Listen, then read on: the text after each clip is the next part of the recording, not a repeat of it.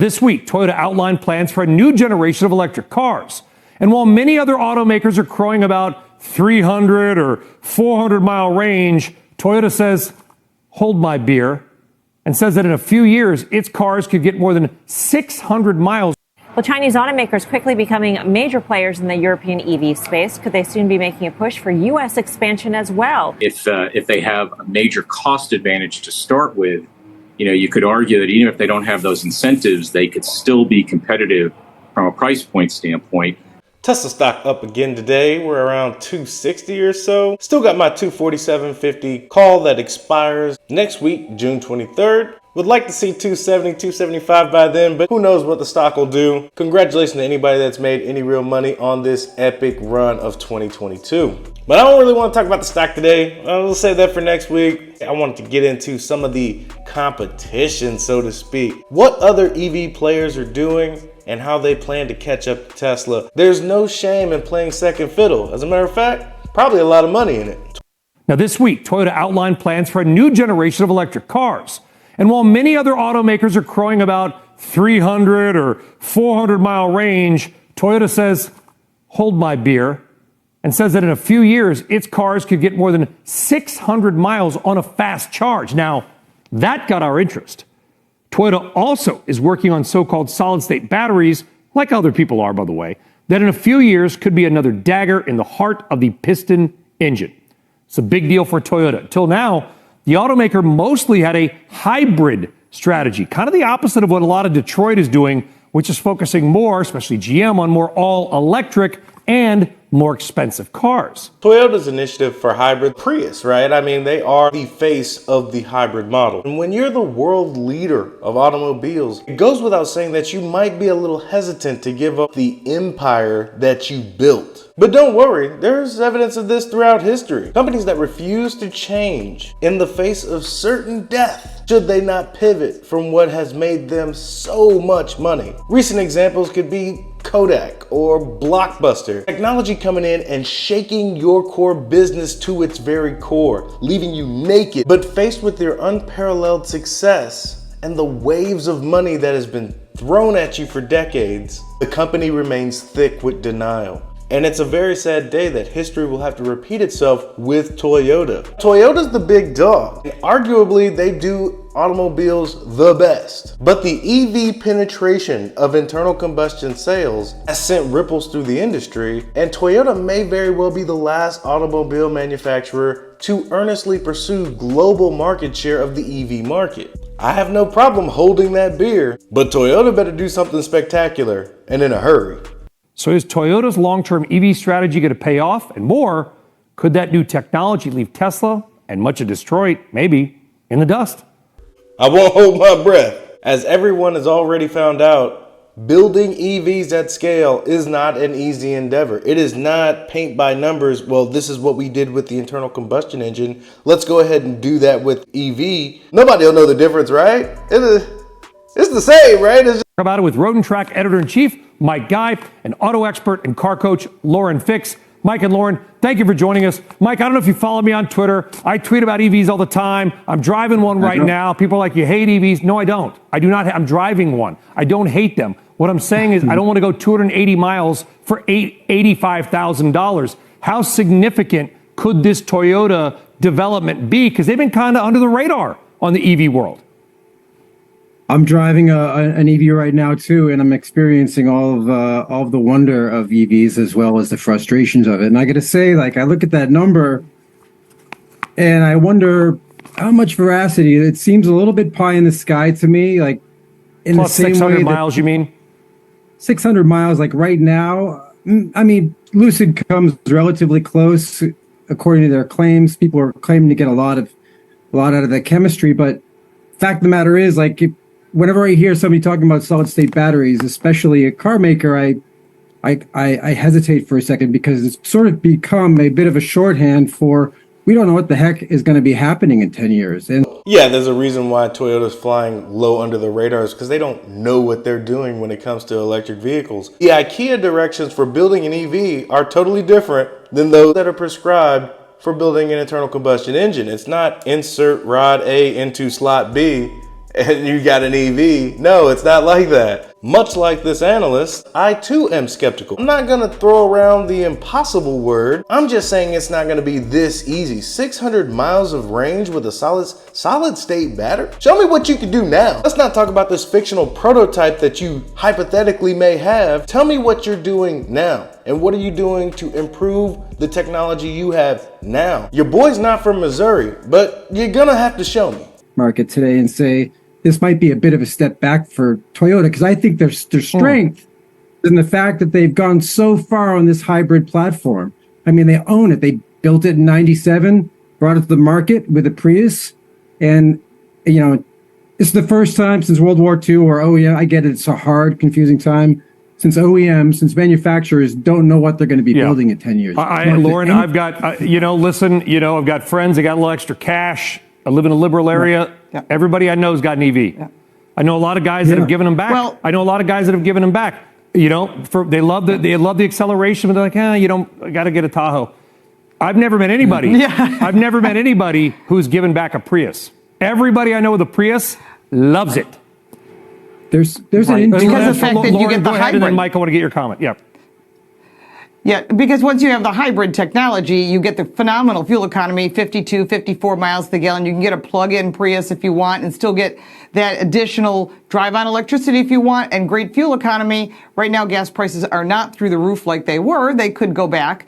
But there are a lot of people that got electric vehicles, and it's not the vehicles. The vehicles are great. It's the charging infrastructure, which is the problem. I just turned in an electric vehicle, and everywhere I went to charge, there was either someone there who'd basically left their car and gone, or the fact that it wasn't working. So this is a problem unless you charge at home. And yeah, I have a home charger like many people that do in our industry.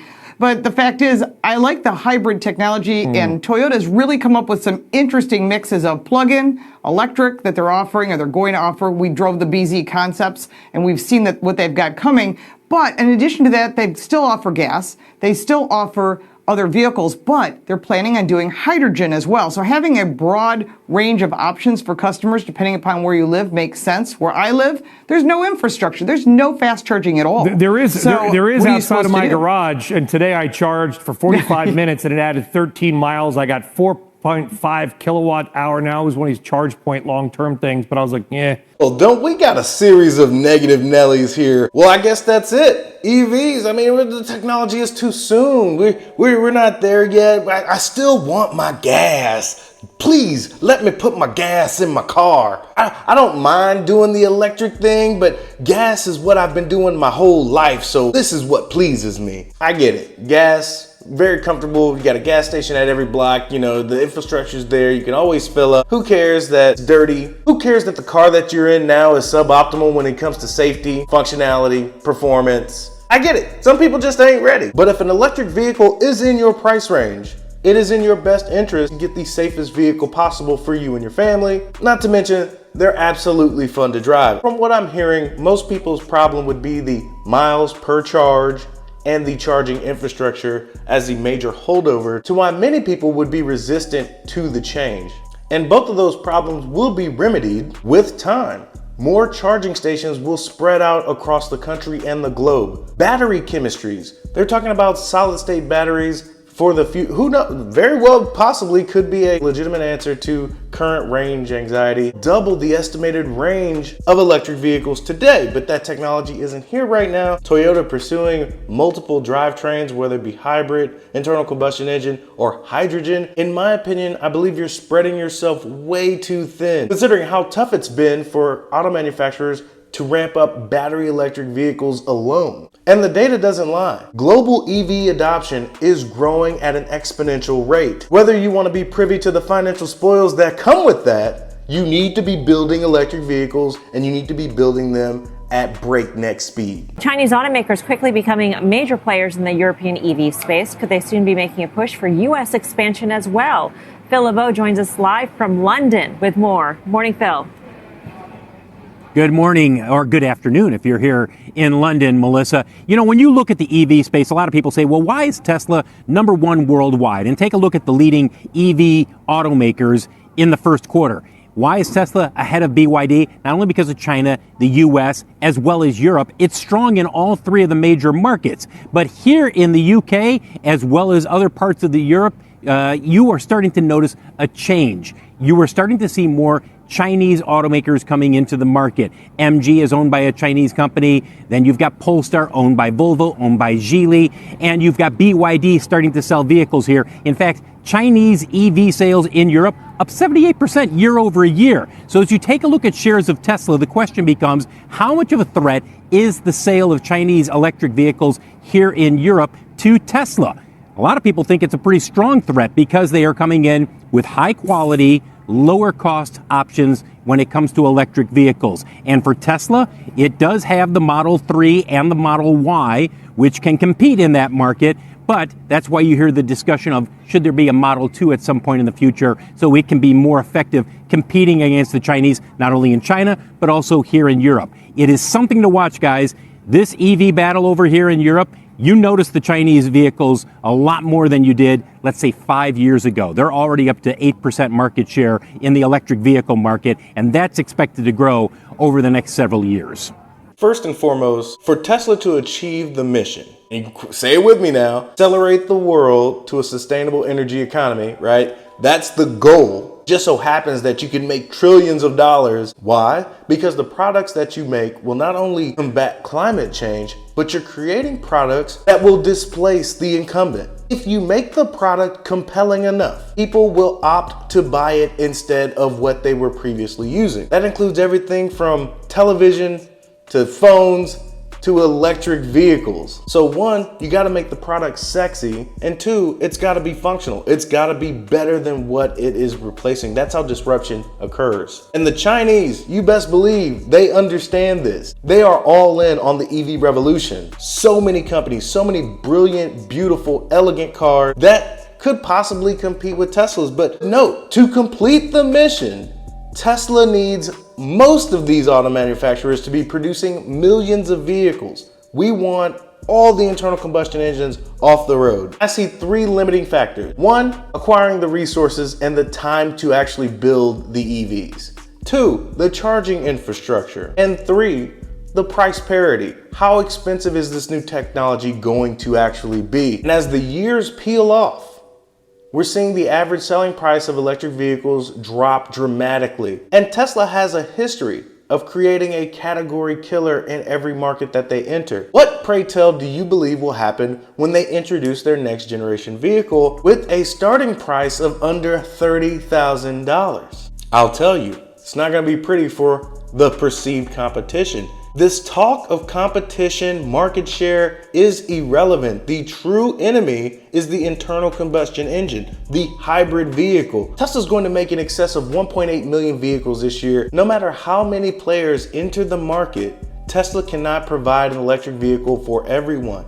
Sure, go ahead, try your hand at the Polestar. Go ahead and try BYD or an Ioniq. Sure. Try any of the electric vehicles. That's what's going to happen. People are going to have their taste, their preference. Just don't be surprised when most people gravitate toward the superior product. I'm going to tell you like this, the worst EV ever made is going to be 5 times better than any internal combustion engine vehicle that you get. And I'm talking about the luxury, BMW, all that. Your crappy EV is going to drive better, it's going to feel better, it's going to perform better, it's probably going to be safer. Can't guarantee it, but it probably will be safer considering there's no engine to fall into your lap. An electric vehicle is just going to be a better driving experience than anything else, regardless of what everybody might, I'd like to use gas. Well, I tend to travel 400 miles a day. These people are niche, and many of their concerns in turn are niche as well. Phil, price points, in terms of where are they coming in? At the low end, I assume?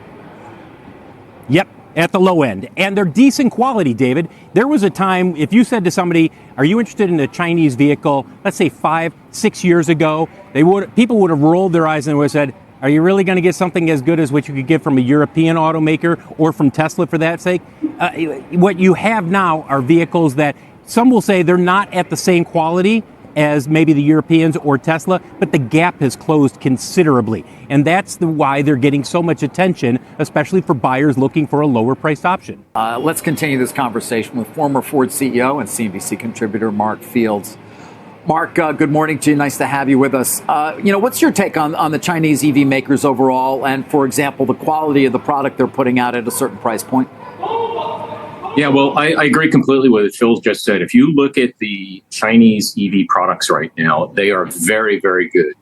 And listen, the Chinese knew that they missed the opportunity with internal combustion engine vehicles in terms of driving market share, not only in their home market, but abroad. And so they doubled down on the EV market, both from a tech standpoint, a battery standpoint, and from a vehicle design and quality standpoint. And, I think they're very competitive in their home market. As you heard, they're gaining market share in Europe. These products are in some cases world class.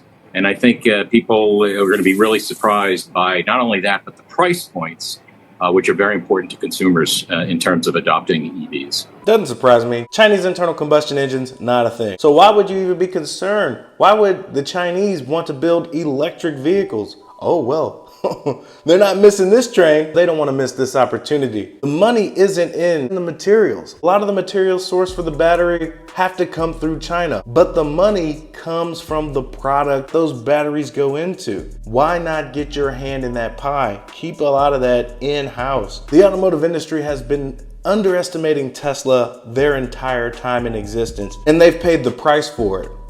It will be catastrophic if they do the same. If you go in there thinking nobody's going to buy these Chinese electric vehicles, you are sorely mistaken. You need to compete or they will take your market share.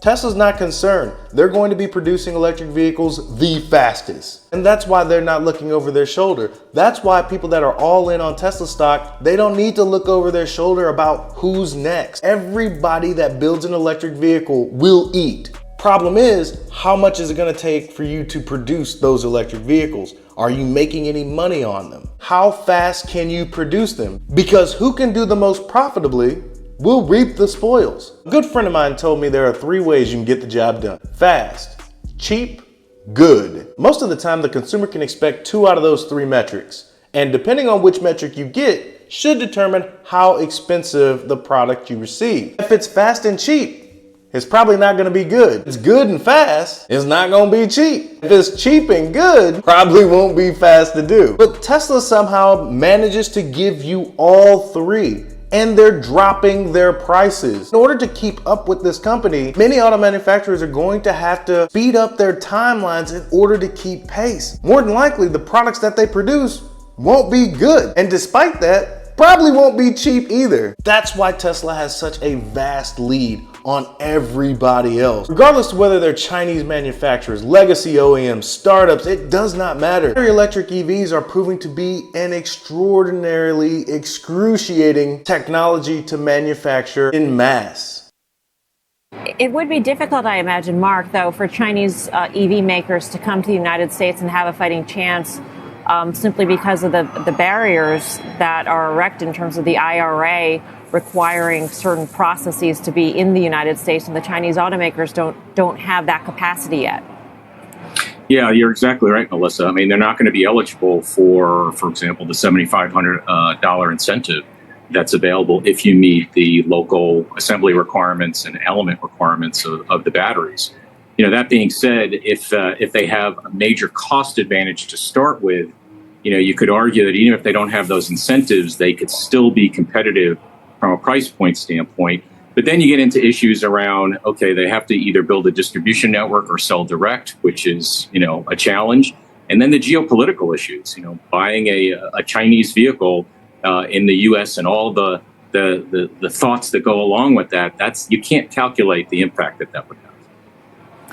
Mark, I haven't spoken to at least since we sort of got those announcements from GM and Ford in terms of using Tesla's charging network. I know you may have spoken about it previously, but I'm just curious to get your take on the significance of that, what it's going to mean, if we do finally have it would seem one standard, for example, for charging vehicles here in the U.S.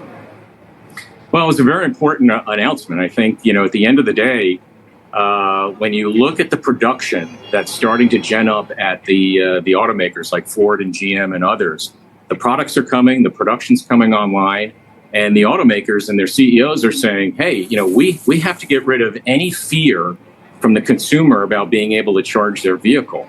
And so this was the question is not, is EVs going to continue to become, a higher percentage of the marketplace, but it's how far and how fast. And when they look at their products coming, they said, listen, we have got to accelerate the availability of chargers for consumers, or we're going to have a big problem. And I think that's why they made the agreement with Tesla. And the other thing, David, is it's not only the availability of the chargers, or the amount of chargers. It's the dependability and the availability of them and the quality of them, because there's a number of them. I think there was a study done, a month or two ago that said 1 out of every 5 chargers with the CCS standard was not working. So they get dependability and quality with Tesla, and they get more of them, which is hugely important. It'd be one thing if Ford and GM were like, oh, there's no charging. Oh, we're not going to pursue this EV situation. No, despite the lack of charging networks, they intend to do everything humanly possible to support the transition to electric vehicles. That's Ford, that's GM. They have established roots in the internal combustion engine truck. Why would they send those sales into an upheaval if they didn't truly believe that EVs were the future? And that's all I got for you today. Be easy. Peace.